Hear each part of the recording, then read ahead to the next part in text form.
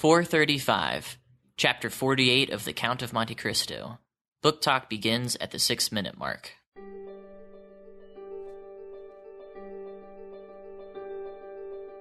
Welcome to Craftlit, the podcast for crafters who love books. My name is Heather Ordover, and I'm podcasting from where the Delaware River meets the Old York Road, New Hope, Pennsylvania. Episode 435, Gloves Are Off. This episode of Craftlit is brought to you by its listeners.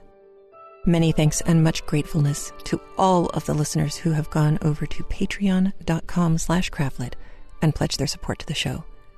We couldn't do it without you. Thank you. Well, hello. How are you? I hope if you are in the United States or a United States citizen abroad that you had a marvelous Thanksgiving. I had a fantastic time in Chicago, but I am glad to be getting back to our book because this week's chapter is so odd. And we have a special message just for you. And that's what I'm going to play for you first. Here you go. Here's Andy.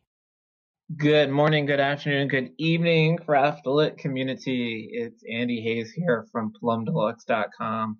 I was a sponsor of the show a few weeks ago, and I have been overwhelmed with Craftlit listeners sharing with me your favorite tea and literary pairings and just delicious conversation. And so I wanted to hop on here and say thank you to Heather, of course, for having me. But thank you to all of you who have reached out to me and shared your stories and who have been supporting us. It's been just amazing, and I really appreciate it, especially this time of year with the holidays. I am very grateful, so thank you.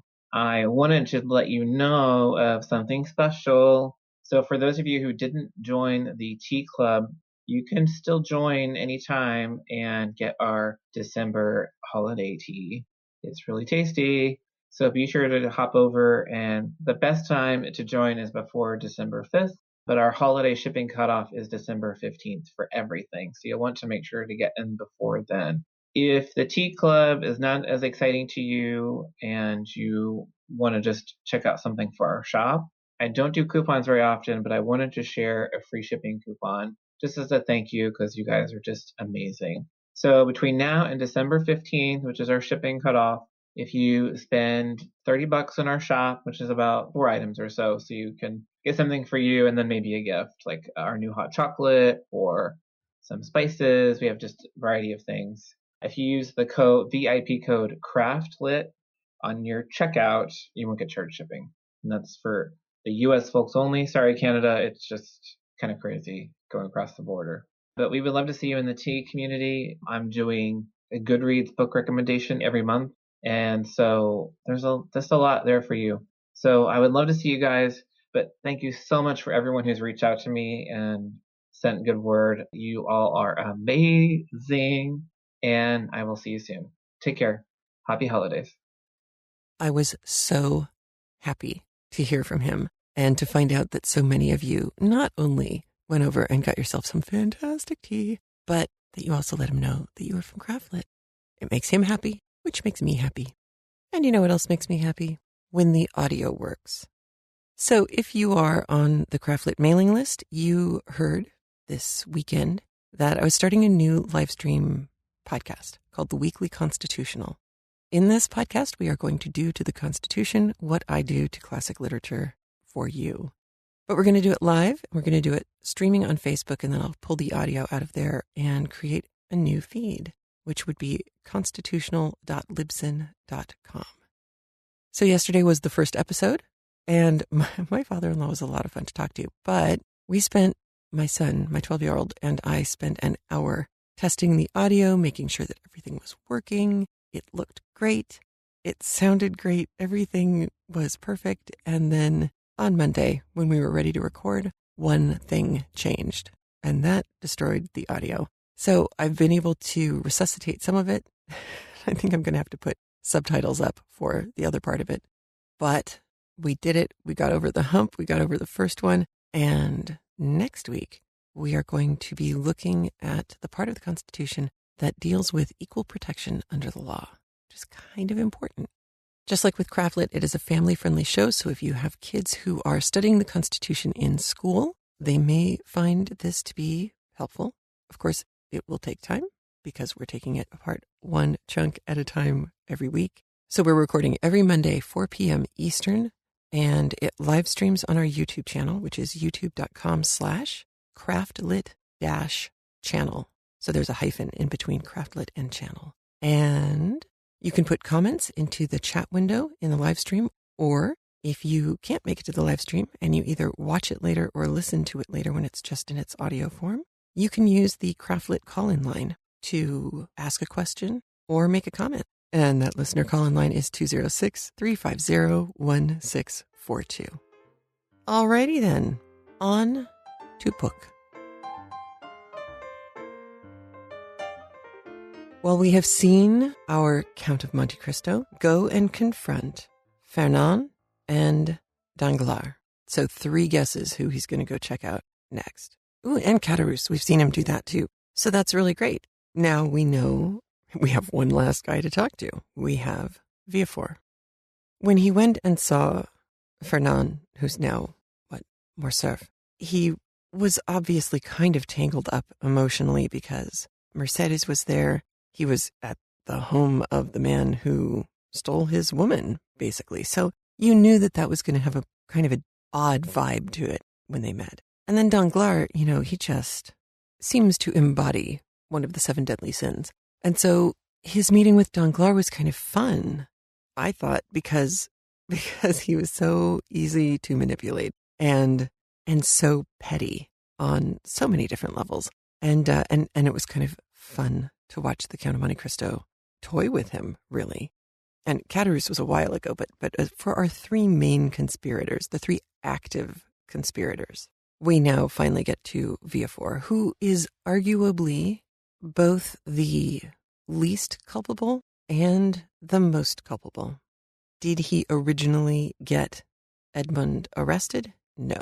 That was Caderousse, who was the least culpable of all of them, and Danglars and Fernand. And of all of those, I would say Danglars is probably the most guilty of the original crime of getting Edmond falsely accused and imprisoned. And that means that if those 3 hadn't done what they did, Edmond would never have gotten in front of Villefort. Villefort didn't actively pursue Edmond Dantes. But arguably, he is also the most culpable because he, above everyone else, knew that Edmond was innocent. And he's the one who pretty much threw away the key. He's the one who messed with the paperwork. He's the one who hid the truth from the future and, for all intents and purposes, killed Edmond. Because without our adventurous part, Edmond would have died in his cell. So as I said, all bets are off. We don't know which way this is going to go. Is he going to have some really fantastically dastardly way of manipulating Villefort? Does he consider him to be the guiltiest of all of the conspirators or the least guilty? We don't really know going into this. But so far, Monte Cristo has approached each of the men differently. Caderousse very differently. And then Fernand and Danglars, he's worked different angles on each of them. So we can be pretty certain he's going to do the same thing with Villefort. And as you know, in these chapters, sometimes there are terms or pieces of historical context that are missing for most of us and that help you get a joke or help make a character or a scene make more sense. And today there aren't many things, but there are a couple of Latin phrases that it'll be a good thing for you to know them, and a couple of names and terms that we've actually already heard before that I just wanted to review. The first is early on in the chapter, you're going to hear Harlay and Mole, which are 2 names of people who were recently magistrates and presidents of Paris Parliament.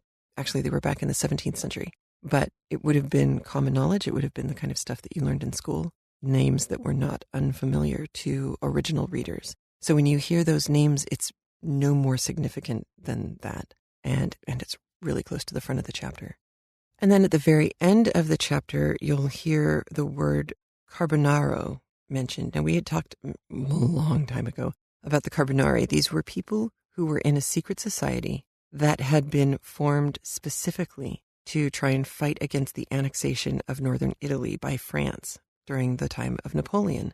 And if you had listened to last year, Pirandello's 6 Characters in Search of an Author, we talked about Pirandello and the history of Italy and where the fascists originally came from. And part of that goes back to this.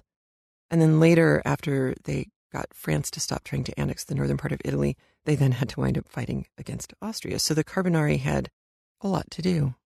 But you will hear Carbonaro, singular, a singular person who is part of the Carbonari. So that is that term. And the last 2 things are our Latin. The first one is pede poena claudo, which literally translates into punishment comes limping.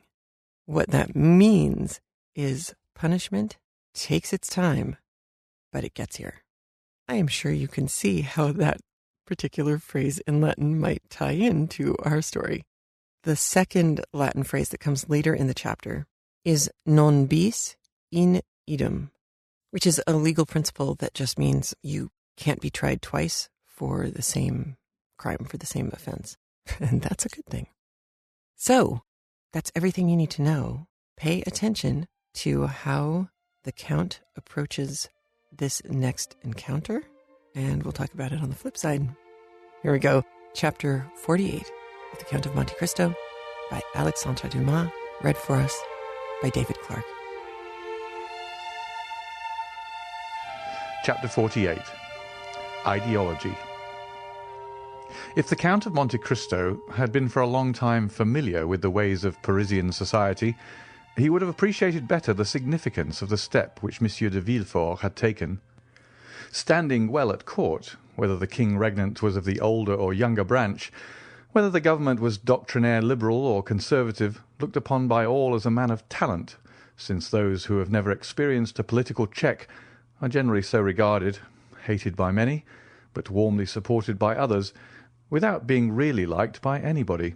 M. de Villefort held a high position in the magistracy, and maintained his eminence like a Harley or a mole. His drawing-room, under the regenerating influence of a young wife and a daughter by his first marriage, scarcely 18, was still one of the well-regulated Paris salons, where the worship of traditional customs and the observance of rigid etiquette were carefully maintained. A freezing politeness, a strict fidelity to government principles, a profound contempt for theories and theorists, a deep-seated hatred of ideality, these were the elements of private and public life displayed by M. de Villefort. He was not only a magistrate, he was almost a diplomatist. His relations with the former court, of which he always spoke with dignity and respect, made him respected by the new one, and he knew so many things that not only was he always carefully considered, but sometimes consulted. Perhaps this would not have been so had it been possible to get rid of M. de Villefort, but, like the feudal barons who rebelled against their sovereign, he dwelt in an impregnable fortress. This fortress was his post as king's attorney, all the advantages of which he exploited with marvellous skill, and which he would not have resigned but to be made deputy, and thus to replace neutrality by opposition. Ordinarily, M. de Villefort made and returned very few visits. His wife visited for him, and this was the received thing in the world, where the weighty and multifarious occupations of the magistrate were accepted as an excuse for what was really only calculated pride, a manifestation of professed superiority. In fact, the application of the axiom, "Pretend to think well of yourself, and the world will think well of you," an axiom 100 times more useful in society nowadays than that of the Greeks, "Know thyself," a knowledge for which in our days we have substituted the less difficult and more advantageous science of knowing others. To his friends, M. de Villefort was a powerful protector. To his enemies, he was a silent but bitter opponent. For those who were neither the one nor the other, he was a statue of the law-made man. He had a haughty bearing, a look either steady and impenetrable, or insolently piercing and inquisitorial. 4 successive revolutions had built and cemented the pedestal upon which his fortune was based. Monsieur de Villefort had the reputation of being the least curious and the least wearisome man in France. He gave a ball every year, at which he appeared for a quarter of an hour only, that is to say, 45 minutes less than the king is visible at his balls. He was never seen at the theatres, at concerts, or in any place of public resort.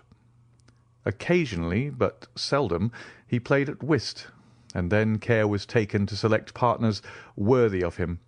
Sometimes they were ambassadors, sometimes archbishops, or sometimes a prince or a president or some dowager duchess. Such was the man whose carriage had just now stopped before the Count of Monte Cristo's door.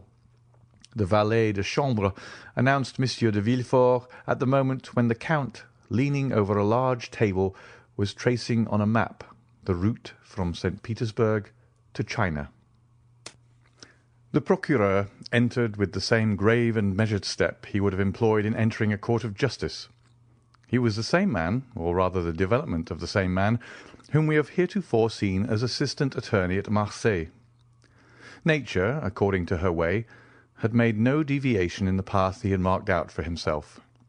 From being slender, he had now become meagre.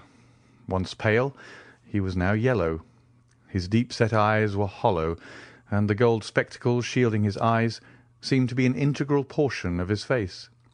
He dressed entirely in black, with the exception of his white tie, and his funeral appearance was only mitigated by the slight line of red ribbon which passed almost imperceptibly through his buttonhole, and appeared like a streak of blood traced with a delicate brush. Although master of himself, Monte Cristo scrutinized with irrepressible curiosity the magistrate whose salute he returned, and who, distrustful by habit, and especially incredulous as to social prodigies, was much more despised to look upon the noble stranger, as Monte Cristo was already called, as an adventurer in search of new fields, or an escaped criminal, rather than as a prince of the Holy See or a sultan of the 1,001 Nights. "Sir," said Villefort, in the squeaky tone assumed by magistrates in their oratorical periods, and of which they cannot or will not divest themselves in society, "Sir, the signal service which you yesterday rendered to my wife and son has made it a duty for me to offer you my thanks. I have come, therefore, to discharge this duty, and to express to you my overwhelming gratitude." And as he said this, the eye severe of the magistrate had lost nothing of its habitual arrogance. He spoke in a voice of the Procureur General, with the rigid inflexibility of neck and shoulders which caused his flatterers to say, as we have before observed, that he was the living statue of the Lord. "Monsieur," replied the Count with a chilling air, "I am very happy to have been the means of preserving a son to his mother. For they say that the sentiment of maternity is the most holy of all, and the good fortune which occurred to me, monsieur, might have enabled you to dispense with a duty which, in its discharge, confers an undoubtedly great honour. For I am aware that Monsieur de Villefort is not usually lavish of the favour which he now bestows on me, a favour which, however estimable, is unequal to the satisfaction which I have in my own consciousness."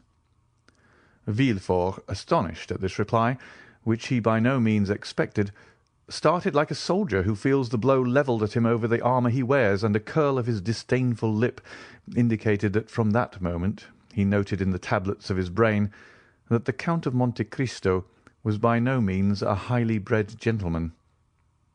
He glanced around, in order to seize on something on which the conversation might turn, and seemed to fall easily on a topic. He saw the map which Monte Cristo had been examining when he entered, and said, "You seem geographically engaged, sir.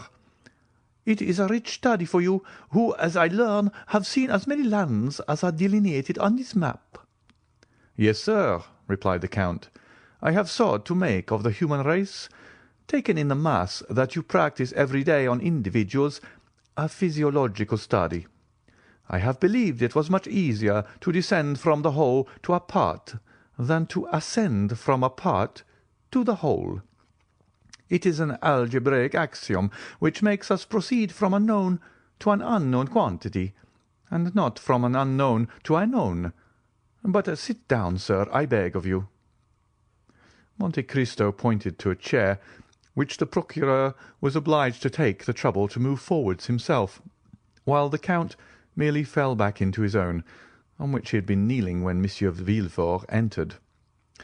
Thus the Count was half-way turned towards his visitor, having his back towards the window, his elbow resting on the geographical chart which furnished the theme of conversation for the moment, a conversation which assumed, as in the case of the interviews with Danglars and Morcerf, a turn analogous to the persons if not to the situation. "Ah, you philosophize," replied Villefort, after a moment's silence, during which, like a wrestler who encounters a powerful opponent, he took breath. "Well, sir, really, if, like you, I had nothing else to do, I should seek a more amusing occupation." "Why, in truth, sir," was Monte Cristo's reply, "man is but an ugly caterpillar for him who studies him through a solar microscope. But you said, I think, that I had nothing else to do. Now, really, let me ask, sir, have you? Do you believe you have anything to do? Or, to speak in plain terms, do you really think that what you do deserves being called anything?"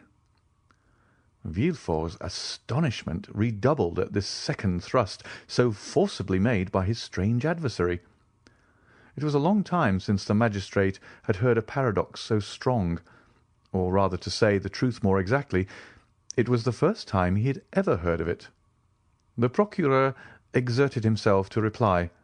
"Sir," he responded, "you are a stranger, and I believe you say yourself that a portion of your life has been spent in Oriental countries, so you are not aware how human justice, so expeditious in barbarous countries, takes with us a prudent and well-studied course." "Oh, yes, yes, I do, sir. It is the pede claudo of the ancients. I know all that, for it is with the justice of all countries, especially that I have occupied myself. It is with the criminal procedure of all nations that I have compared natural justice, and I must say, sir, that it is the law of primitive nations, that is, the law of retaliation, that I have most frequently found to be according to the law of God." "If this law were adopted, sir," said the procureur, "it would greatly simplify our legal codes, and in that case the magistrates would not, as you observed, have much to do." "It may perhaps come to this in time," observed Monte Cristo. "You know that human inventions march from the complex to the simple, and simplicity is always perfection." "In the meanwhile," continued the magistrate, "our codes are in full force, with all their contradictory enactments derived from Gallic customs, Roman laws, and Frank usages, the knowledge of all which, you will agree, is not to be acquired without extended labour. It needs tedious study to acquire this knowledge, and, when acquired, a strong power of brain to retain it." "I agree with you entirely, sir. But all that even you know with respect to French code, I know not only in reference to that code, but as regards the codes of all nations. The English, Turkish, Japanese, Hindu laws are as familiar to me as the French laws, and thus I was right when I said to you that relatively, you know that everything is relative, sir, that relatively to what I have done you have very little to do, but that relatively to all I have learned you have yet a great deal to learn." "But with what motive have you learned all this?" inquired Villefort in astonishment. Monte Cristo smiled. "Really, sir," he observed, "I see that in spite of the reputation which you have acquired as a superior man, you look at everything from the material and vulgar view of society, beginning with man and ending with man. That is to say, in the most restricted, most narrow view, which it is possible for human understanding to embrace." "Pray, sir, explain yourself," said Villefort, more and more astonished. "I really do not understand you perfectly." "I say, sir, that with the eyes fixed on the social organization of nations, you see only the springs of the machine, and lose sight of the sublime workman who makes them act.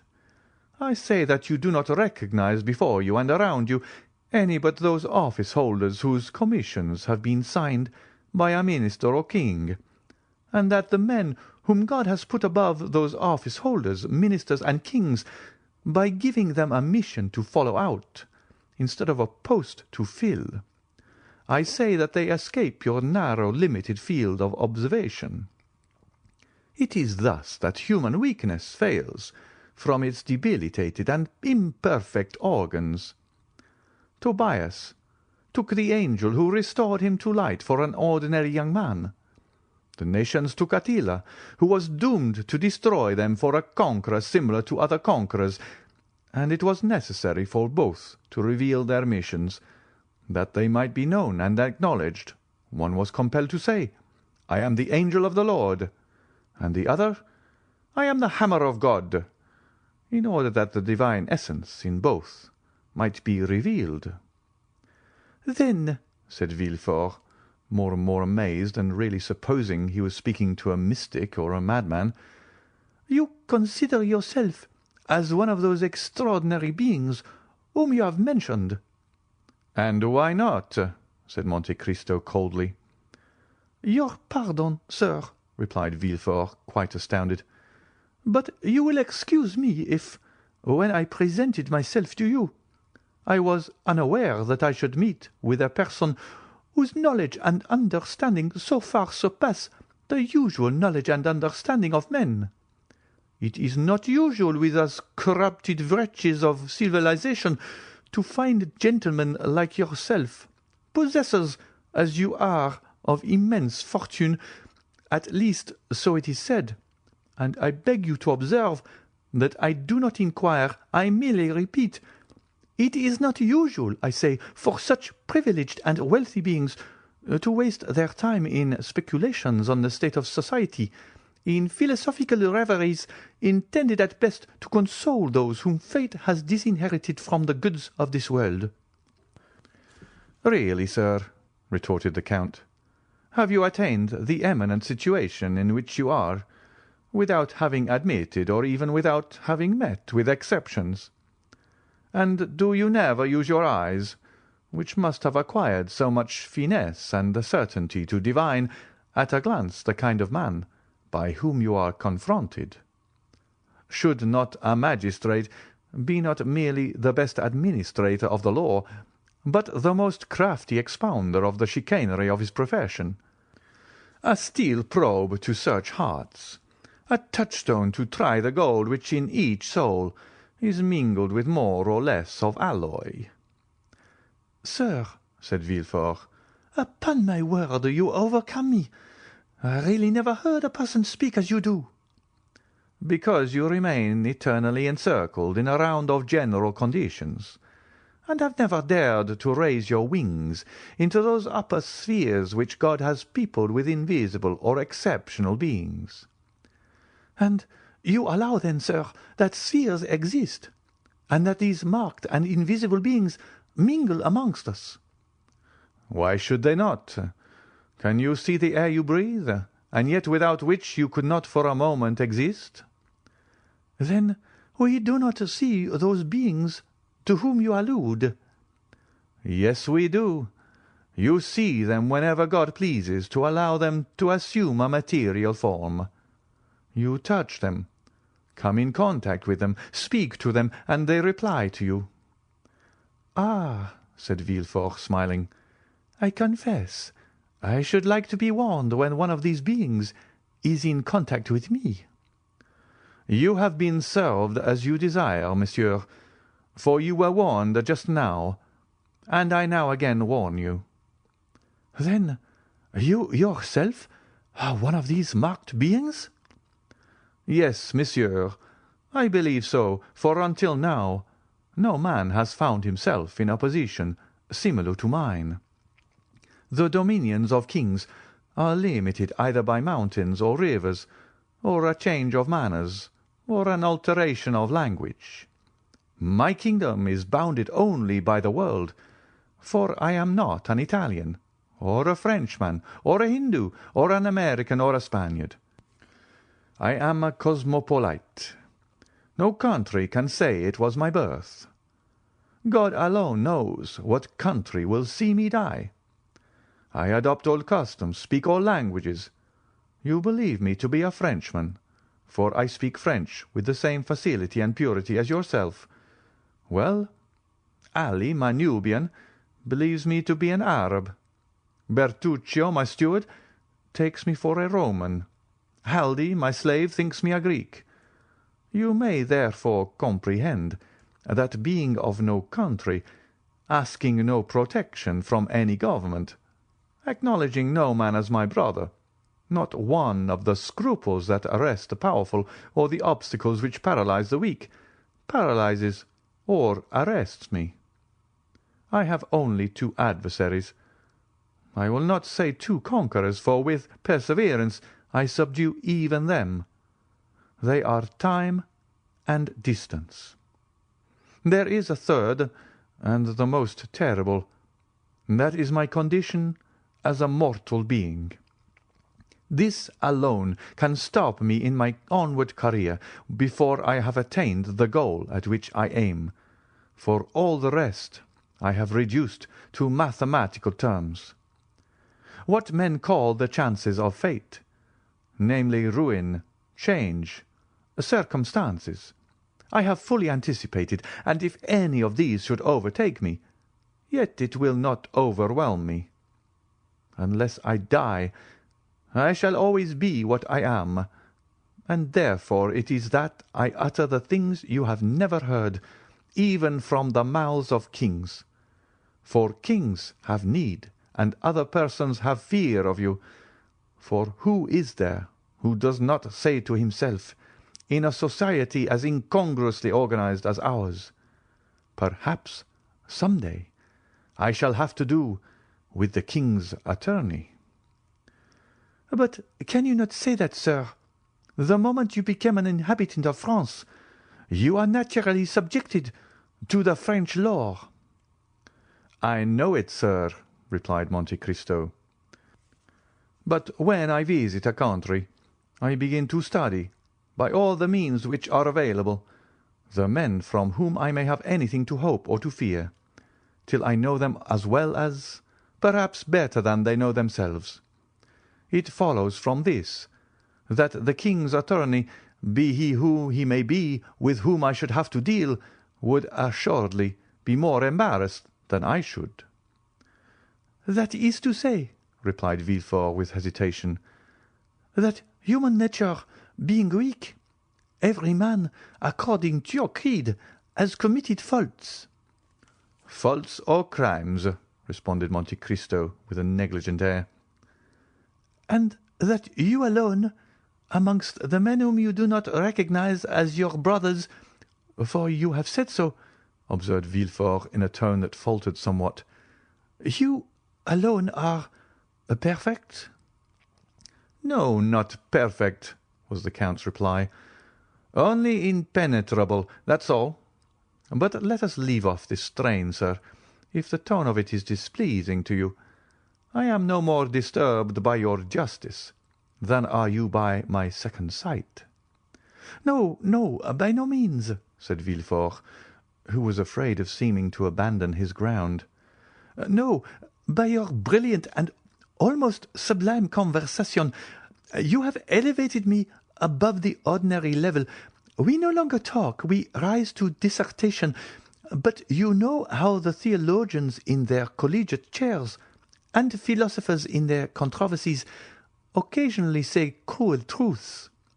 Let us suppose for the moment that we are theologizing in a social way or even philosophically, and I will say to you, rude as it may seem, my brother, you sacrifice greatly to pride. You may be above others, but above you there is God, "Above us all, sir," was Monte Cristo's response, in a tone with an emphasis so deep that Villefort involuntarily shuddered. "I have my pride for men, serpents always ready to threaten every one who would pass without crushing them under foot. But I lay aside that pride before God, who has taken me from nothing to make me what I am." "Then, Count, I admire you," said Villefort, who for the first time in this strange conversation used the aristocratic form to the unknown personage, whom until now he had only called Monsieur. "Yes, and I say to you, if you are really strong, really superior, really pious or impenetrable, which you are right in saying amounts to the same thing, then be proud, sir, for that is the characteristic of predominance. Yet you have unquestionably some ambition." "I have, sir." "And what may it be?" "I, too, as happens to every man once in his life, have been taken by Satan into the highest mountain in the earth, and where there he showed me all the kingdoms of the world, and as he said before, so said he to me, 'Child of earth, what wouldst thou have to make thee adore me?' I reflected long, for a gnawing ambition had long preyed upon me, and then I replied, 'Listen, I have always heard of Providence, and yet I have never seen him, or anything that resembles him, or which can make me believe that he exists. I wish to be Providence myself, for I feel that the most beautiful, noblest, most sublime thing in the world is to recompense and punish." Satan bowed his head and groaned. "You mistake," he said. "Providence does exist, only you have never seen him, because the child of God is as invisible as the parent. You have seen nothing that resembles him, because he works by secret springs and moves by hidden ways. All I can do for you is to make you one of the agents of that providence." The bargain was concluded. "I may sacrifice my soul, but what matters it?" added Monte Cristo. "If the thing were to do again, I would again do it." Villefort looked at Monte Cristo with extreme amazement. "Count," he inquired, "have you any relations?" "No, sir, I am alone in the world." "So much the worse." "Why?" asked Monte Cristo. "Because then you might witness a spectacle calculated to break down your pride. You say you fear nothing but death." "I did not say that I feared it. I only said that death alone could check the execution of my plans." "And old age?" "My end will be achieved before I grow old." "And madness?" "I have been nearly mad, and you know the axiom, non bis in idem. It is an axiom of criminal law, and consequently you understand its full application." "Sir," continued Villefort, "there is something to fear besides death, old age, and madness. For instance, there is apoplexy, that lightning stroke which strikes but does not destroy you, and yet which brings everything to an end. You are still yourself as now, and yet you are yourself no longer. You who, like Ariel, verge on the angelic, are but an inert mass, which, like Caliban, verges on the brutal, and this is called in human tongues, as I tell you, neither more nor less than apoplexy. Come, if so you will count and continue this conversation at my house, any day you may be willing to see an adversary capable of understanding and anxious to refute you, and I will show you my father, Monsieur Noirtier de Villefort, one of the most fiery Jacobins of the French Revolution. That is to say, he had the most remarkable audacity, seconded by a most powerful organization. A man who has not, perhaps, like yourself, seen all the kingdoms of the earth, but who has helped to overturn one of the greatest. In fact, a man who believed himself, like you, one of the envoys, not of God, but of a supreme being, not of Providence, but of fate. Well, sir, the rupture of a blood vessel on the lobe of the brain has destroyed all this. Not in a day, not in an hour, but in a second.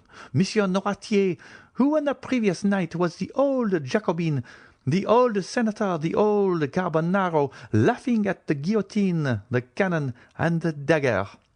Monsieur Noirtier, playing with the revolutions.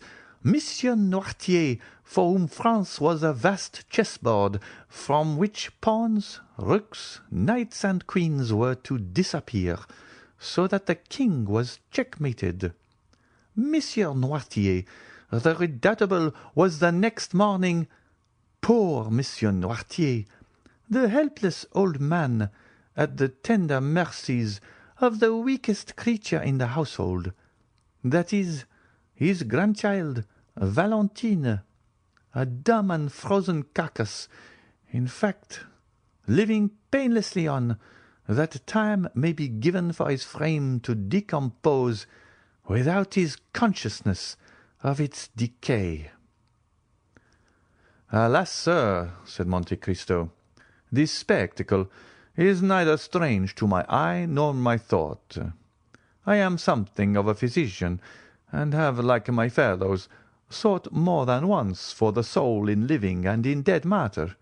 Yet, like Providence, it has remained invisible to my eyes, although present to my heart.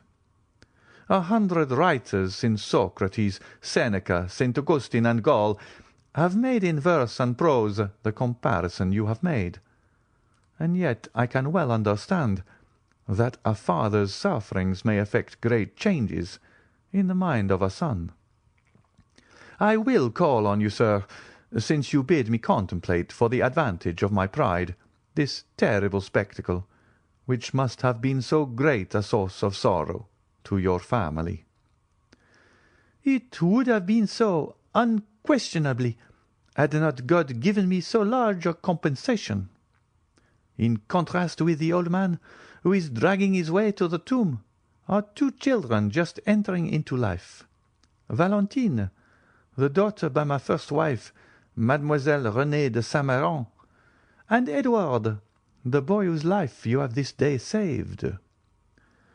And what is your deduction from this compensation, sir? Inquired Monte Cristo. My deduction is, replied Villefort, that my father, led away by his passions, has committed some fault unknown to human justice, but marked by the justice of God. That God, desirous in his mercy to punish but one person, has visited his justice on him alone.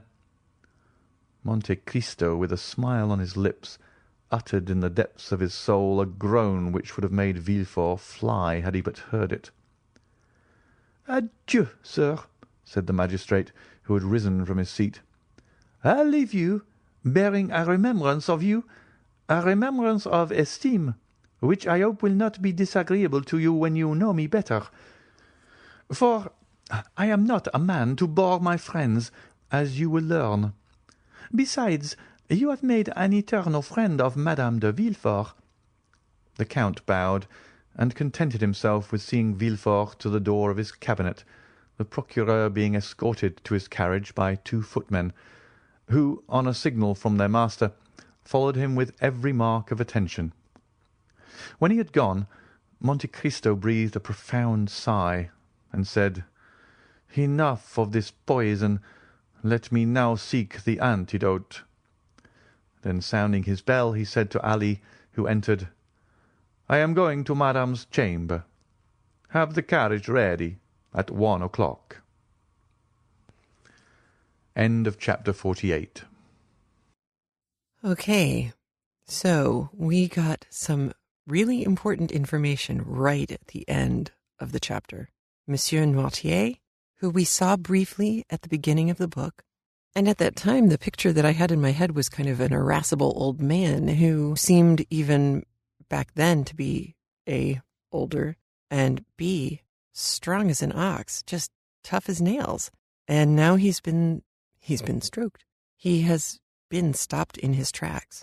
So he's incapacitated. He's living with Viafor. And we know that Viafor's relationship with his father was complicated to begin with. So that's going to be interesting. But then Viafor, as though trying to get himself killed, says that he thinks his father suffered this stroke by the will of God, because God wanted to punish only one person instead of the whole family. And so he took it out on, of all people, Noirtier, not Viafor. And here's Viafor saying that to the one person who knows how completely and utterly guilty Viafor is of his misuse of the law. And now, for the first time since we were in Italy, we are going to get a chance to see our Count of Monte Cristo with Ide, with the young woman who appeared at the opera with him, who is so lovely and so exotic. And that is going to be next week. Now, I mentioned early on that I thought this chapter was pretty different and odd. And I don't know about you, but I was not expecting Monte Cristo to attack the way he did. From the very beginning of this chapter, he's got an attitude, and he does not pull punches with Viafor. He is insulting, he's snarky, and I had not expected that. I wound up going back and listening to this chapter several times, because when he went and met with Danglars, there were a lot of jokes and cutting slights that were made around the Danglars chapters, and it was just kind of fun to go back and listen to that one. This one I went back to listen to because of the manipulative logic games that the Count is playing with Viafor throughout the chapter. So if you walked away from the chapter, as I did the first time I listened, kind of saying, that was odd, go back and listen to it again at some point, because the writing is incredible. And at every turn, for me, it was a surprise.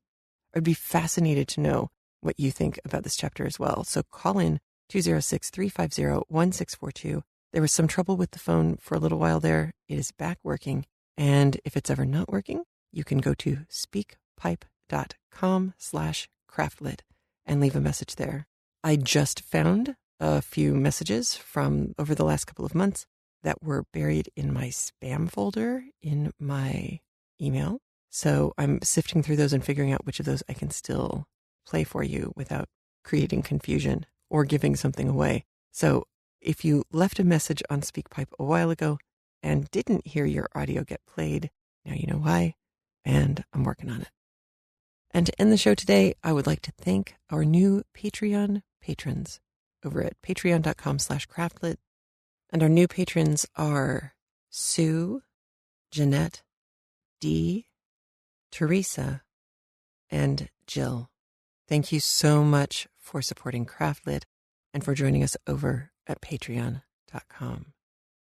We finished War of the Worlds, and so now our premium audiobook that comes out on the app or Patreon. So it's $5 a month, which the app will set up and charge you for automatically through the app, so you can stream that audio there, or completely separately. If you pledge $5 or more over at patreon.com/craftlit, you will be able to access the premium audio over there. And right now, that premium audio is The Cat Came Back. This is the sequel to Cool for Cats, my husband's first mystery novel, which has been pretty well reviewed over on Amazon and at Goodreads. You are the first to hear the audio for the audiobook version. If you want to start with Cool for Cats, that audiobook is available in our little Gumroad shop, which is gumroad.com/craftlit. And you'll see Cool for Cats there, which is the audiobook version of his first book. You can also get paperback or Kindle version on Amazon. And The Cat Came Back has just been released for Kindle over at Amazon.com, and the paper version is coming soon. But if you want to listen to the audiobook before anybody else, you are more than welcome to sign up for the premium audio. So again, these ecosystems don't play with each other. The app streams the regular show, and if you sign up for it, the premium audio, and that's one ecosystem. Patreon is a separate ecosystem, and if you sign up there, you will get access to the premium audio there. They have just made some massive improvements to their infrastructure and to their app. So you can now listen to the Craftlit audio at Patreon through the Patreon app. And then if you are kicking it old school and you really just want to be able to download the episodes when they come out, you can still sign up through a PayPal button on the craftlit.com website. And that will give you access to a password protected page where you will find the links to download all the audio. So 3 completely separate ways for you to access the premium audio. All right. Have a great week. I'll talk to you soon. Take care of yourself. Hope to see you next week on the Crafty Chat live stream, if you can, 1:30 p.m. Eastern Time on Tuesday. And I think that's it. Take care. I'll talk to you soon. Bye.